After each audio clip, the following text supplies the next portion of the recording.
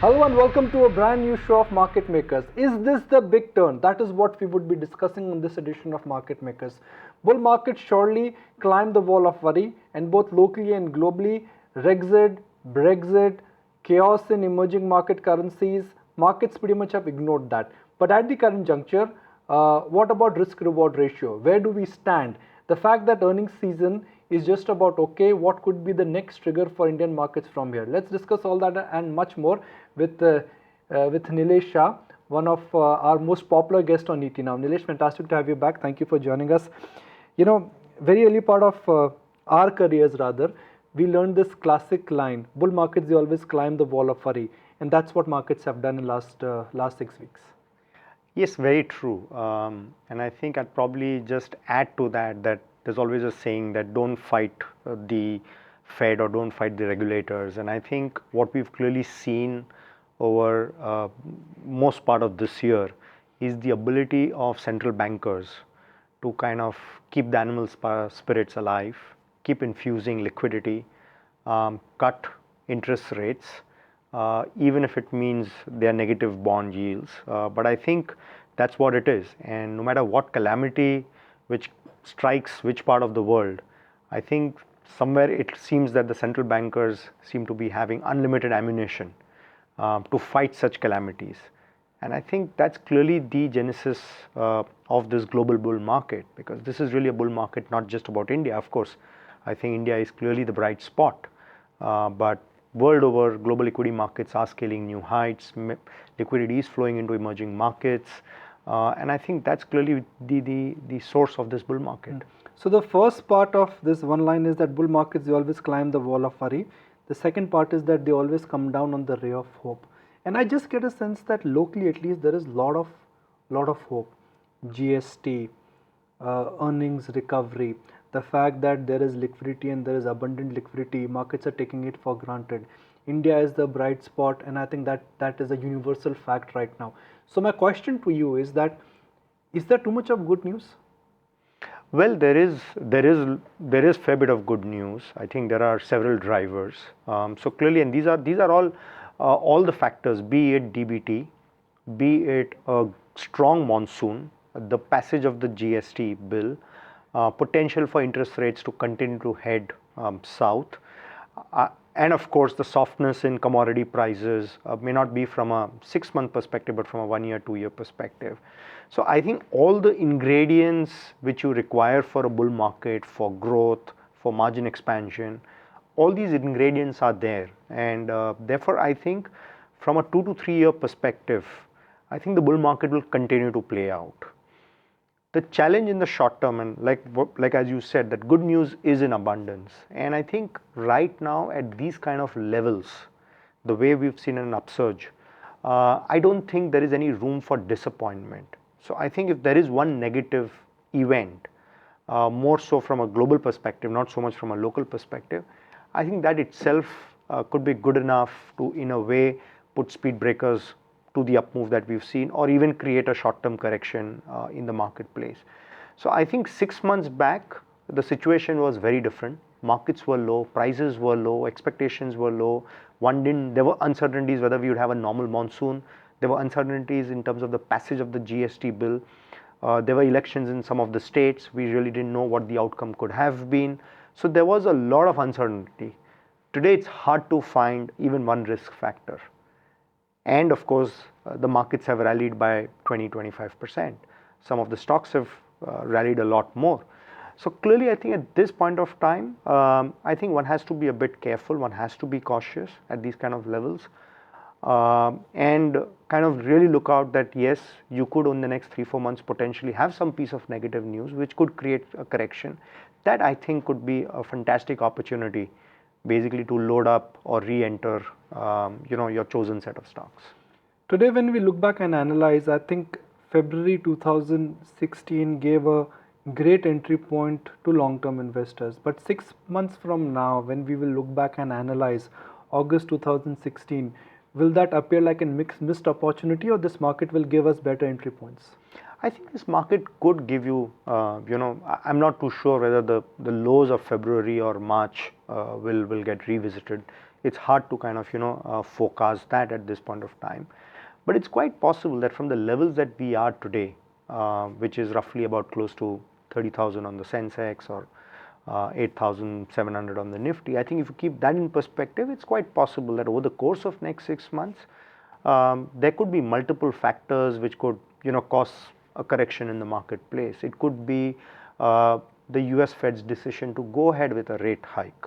We have to keep in mind that I don't think they can allow 2016 to pass without hiking any interest rates. They've been able to postpone it so far, but I think now the probability is against it, in the sense that we now have just about 3 or 4 months left for 2016 to get over. And then there's a presidential election in between. And there's a presidential election in between. So right now, the whole question is, maybe it's a divided house, whether there'll be a rate hike at all or not.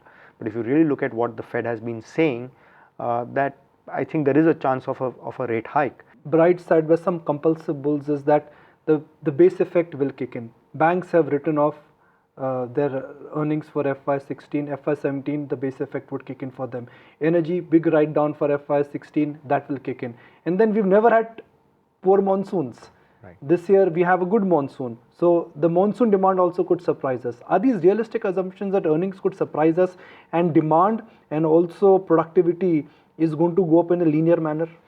I think these assumptions are realistic. I don't think these assumptions, one can't really say that these assumptions cannot materialize. If at all, there's a good chance these assumptions can materialize.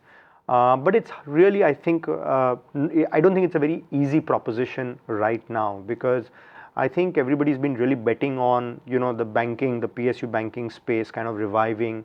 I think what we've seen is a rally driven by, the bond markets and the yields out there, the falling yields, and therefore potential for treasury gains. But I think the asset quality woes still continue, and we really don't know how long this will take, number one. Number two is, the key for any bank is essentially the ability to grow the net interest income. Now, if you've not been lending, for how long will you basically not lend? And when will basically you start lending, and when will that start flowing into the P&L? I mean, you buy a bank for its principal business. You really don't buy a bank for essentially just taking a call on treasuries. I mean, if you could do that, you could actually just go and buy a bond mutual fund, or you could buy bonds yourself. Why go and buy a PSU bank for that? So I think one has to be cognizant of these realities.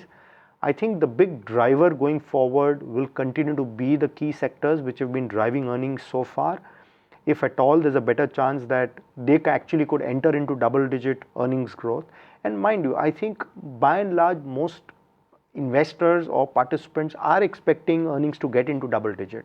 So I think tomorrow, if earnings start growing at 12% or 15%, I don't think that is going to be a huge surprise. I think the surprise can be that instead of 12-15%, earnings start growing at 18-20%. That I think could be a significant surprise.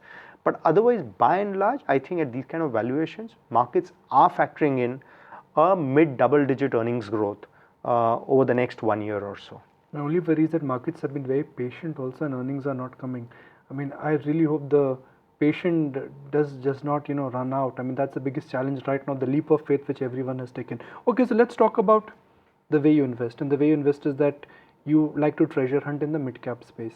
And for the first time, mid-cap stocks are trading at a very smart premium to large-cap stocks. Historically, it's the dog which wags the tail, but now the tail is really wagging the dog, and that is the big challenge. Yes, so I think there are two pieces to that. One is liquidity itself. So there is liquidity which is coming in, and over the last couple of years, the mid-cap space has been outperforming the large-cap space by a reasonably large margin.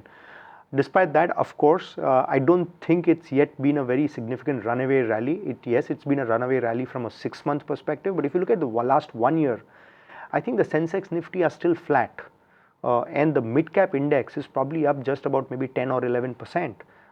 So in a way, it's not been still a stellar bull run, so to say. Yes, of course, there have been individual pockets of exuberance, but I think by and large, as a basket, it's still been a very muted or a softer upside that one can see.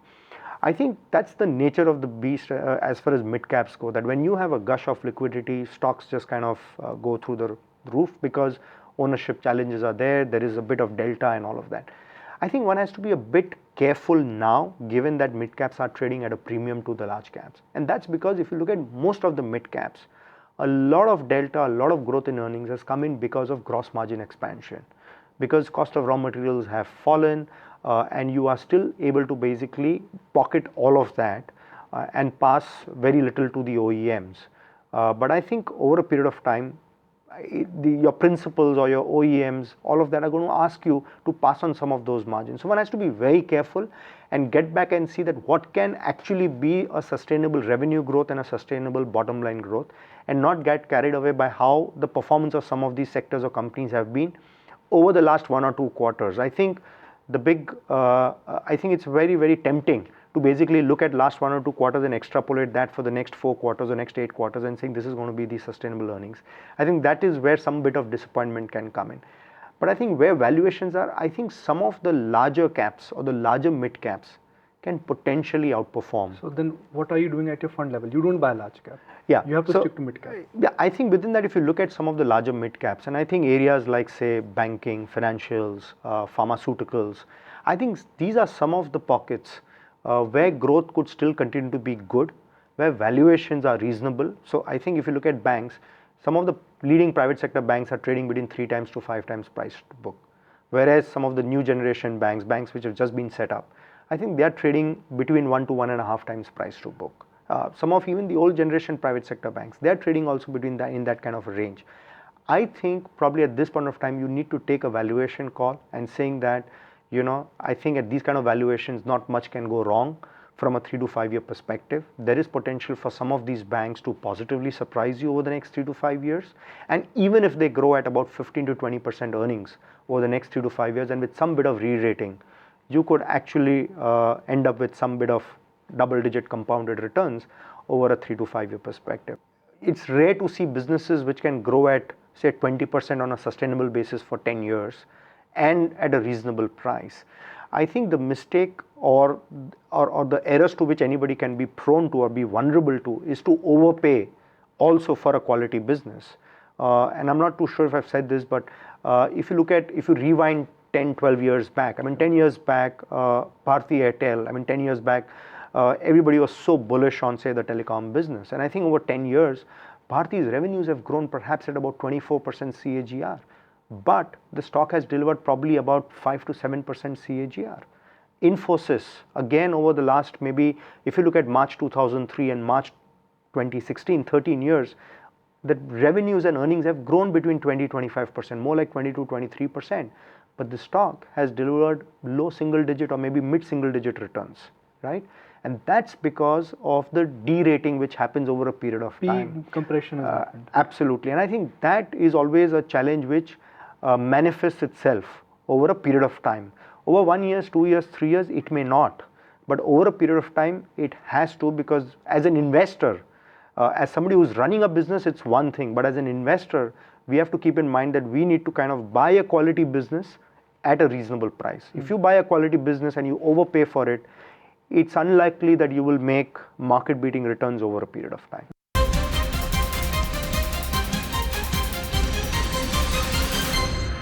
When we look back and analyze the last decade, the standout gainer has been HDFC Bank and HDFC Limited. If we look back and analyze the current decade, the standout gainer has been a Bajaj Finance, NBFC names. So where do you think the next standout gainer will come from?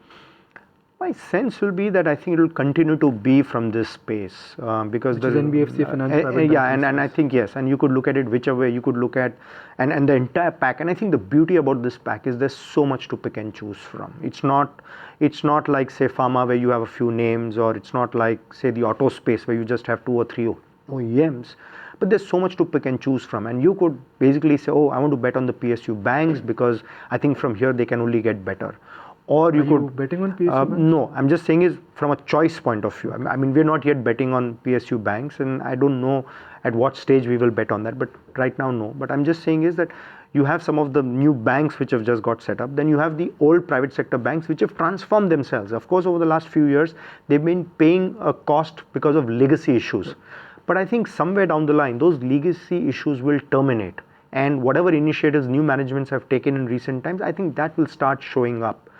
So you have that. You have the mortgage lenders, the microfinance guys. Within microfinance itself, you have guys who are going to be converting into banks and microfinance companies which are not going to convert into banks. And then you have the NBFCs, the specialist NBFCs, and all of that. So there's so much to pick and choose from. How much of your portfolio currently is in financials? I think we still kind of are in single digit. You're so bullish on financials, yet your portfolio is single digit. Yeah. The benchmark weightage is 35%. Because I think there is overall. See, I don't think we follow a very benchmark strategy. Okay. It's absolute portfolio. We look at absolute returns. We look at over the next 3 to 5 years, where can we make absolute returns? So how many stocks irrespective of benchmark? So today collectively we have about 14 names that we have across all our portfolios. And have those names changed radically in last? No, I don't think it's changed dramatically. I mean, you'll have a couple of names. We are not into the activity business where you're saying, okay, now every month, every quarter, the portfolio needs to look different. Our holding periods are long, so we have a multi-year holding period. And I think we see a situation where we are fine with some of our positions even giving kind of, back-ended kind of returns, because we take a horizon of at least 3 to 5 years. So we really don't say, okay, fine, how this quarter is going to be. What are your other outsized bets? So I think consumer is our one very big bet, and that's one area that we I think have been liking all along, and that's one area that we continue to. Saying that I like consumers is like saying I'm bullish on India. Right? Oh, absolutely. Yeah. So obviously, I mean, I think you're bullish on India. Canvas. Yeah, absolutely. So if you're bullish on India, I think you can't miss out on consumer. And again, within consumer, there's so much to pick and choose from. You can look at the appliances guys, the discretionary spending variety, the consumer staples.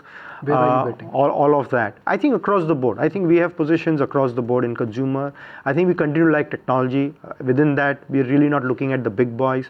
We're looking at the specialized players within technology, where we believe that yes, over the next 3 to 5 years. You spoke about Internet of Things. So you like companies which are in Internet of Things? Absolutely. So I think Internet of Things, technology design services, these are some of the areas that we where we like. So we bet on very specific niches. We're not here to say, okay, fine, next 1 quarter, next 1 year, what looks good or what looks bad. But I think over a 3 to 5 year time frame, across consumer, across technology, across banking, financial services, across engineering, I think this is a broad area that we've always been liking, and I think that's where the average P of your portfolio?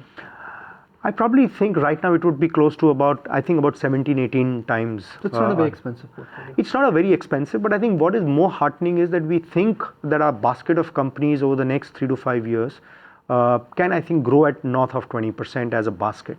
And I think that is pretty heartening, because we really don't think the overall market earnings will probably grow north of 20%. But I think a select set of companies in our portfolio have the potential, and we estimate that I think they can grow north of 20%. I think that itself is significant, and we believe that maybe there might even be room for a further upside surprise, depending upon how the economy picks up and all of that. Today, I think the economy is expected to probably grow at about 7%.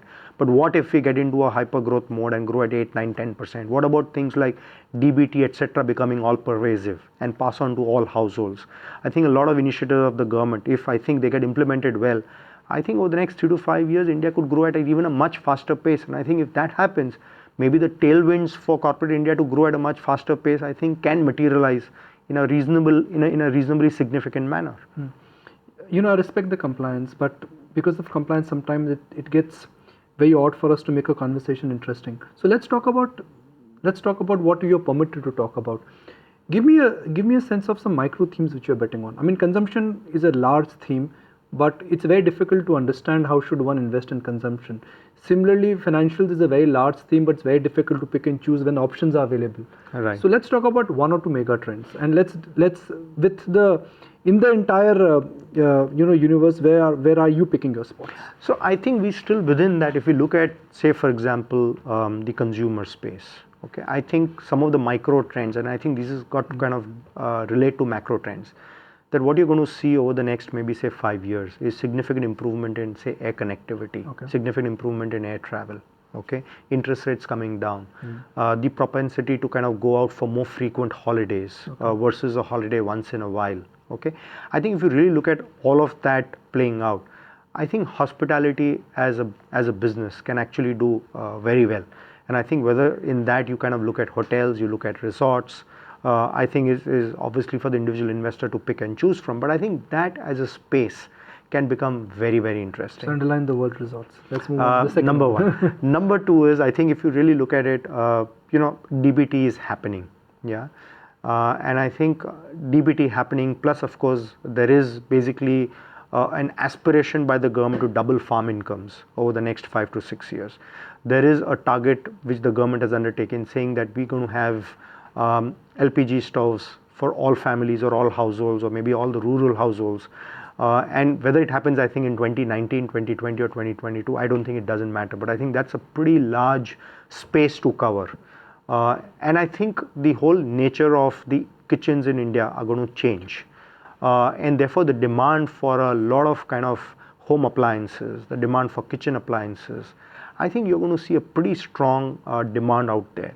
And what is going to matter is not just your manufacturing capabilities, but I think, do you have a very solid brand out there? Do you have a strong distribution network out there?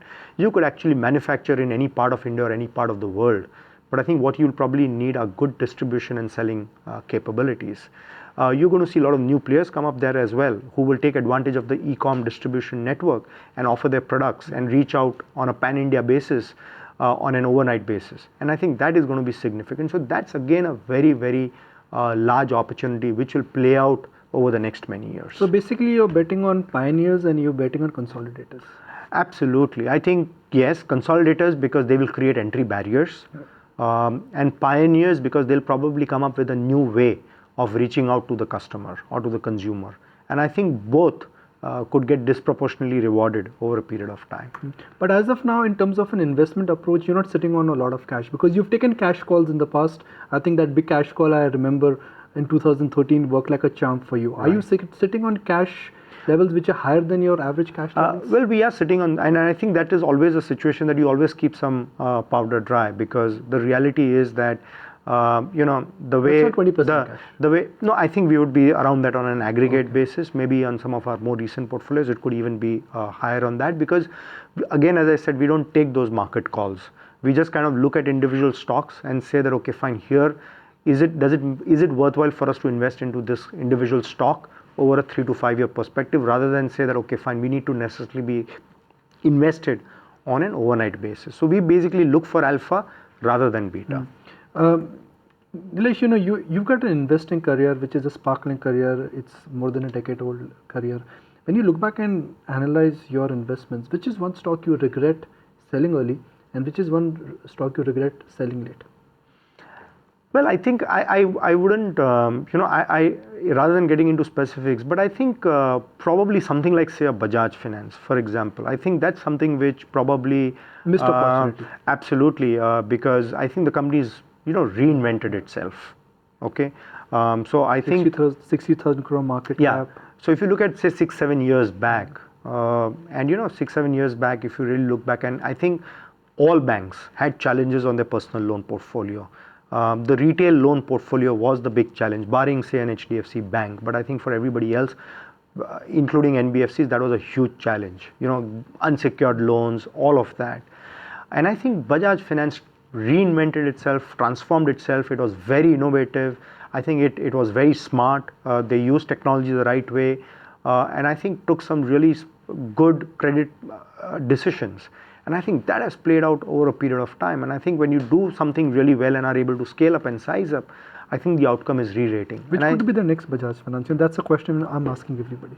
That's a tough question to kind of answer, because you may not own that stock. So no, I think it probably will be one of the microfinance guys, because I think there the tailwinds are so strong. You can kind of size, scale, everything is exactly. And I think if some of these microfinance guys dovetailed with a bank, I think that could be a pretty strong combination, because bank helps you to create a liability franchise.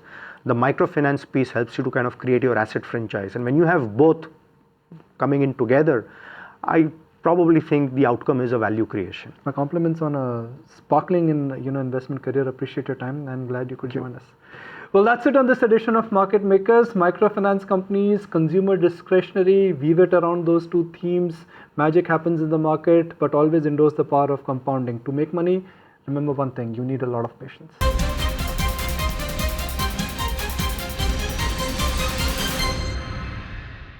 Find us on Facebook at facebook.com/ETNow and don't forget to click the like button. You can also follow us on Twitter at ETNowLive. To stay updated with all our programming, hit the subscribe button on our YouTube channel by logging on to youtube.com/user/ETNow.